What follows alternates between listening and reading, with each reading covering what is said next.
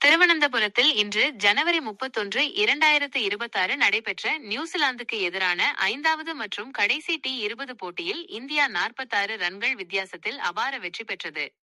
இந்த வெற்றியின் மூலம் 5 போட்டிகள் கொண்ட D20 தொடரை இந்தியா 4-1 வரை என்ற கணக்கில் கைப்பற்றியது. போட்டியின் முக்கிய சிறப்பம்சங்கள் இதோ. இந்தியா அதிரடி பேட்டிங். டாஸ் வென்று முதலில் பேட்டிங் செய்த இந்திய அணி 20 ஓவர்களில் 5 விக்கெட் இழப்பிற்கு 271 ரன்கள் என்ற இமாலய இலக்கை நிர்ணயித்தது.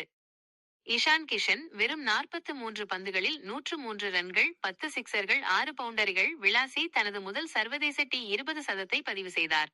சூரியகுமார் யாதவ் அதிரடியாக விளையாடி 30 பந்துகளில் 63 ரன்கள் எடுத்தார்.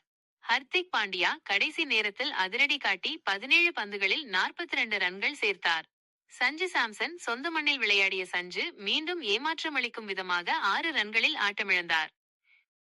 நியூசிலாந்து போராட்டமும் தோல்வியும்.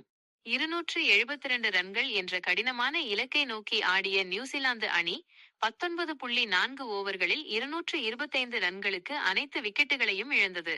பின் ஆலன் நியூசிலாந்து தரப்பில் அதிகபட்சமாக 38 பந்துகளில் 80 ரன்கள் குவித்து இந்திய பந்துவீச்சாளர்களுக்கு சவால் அளித்தார். பந்துவீச்சு இந்தியா நட்சத்திரக்குறை அர்ஷ்தீப் சிங் அபாரமாக பந்து வீசி 5 விக்கெட்டுகளை 5/51 வீழ்த்தி வெற்றிக்கு முக்கிய காரணமாக இருந்தார். அக்சர் படேல் 3 விக்கெட்டுகளை வீழ்த்தி மிடில் ஓவர்களில் கட்டுப்படுத்தினார். சுருக்கமான ஸ்கோர்கார்டு. அணி ஸ்கோர். முக்கிய வீரர்கள்.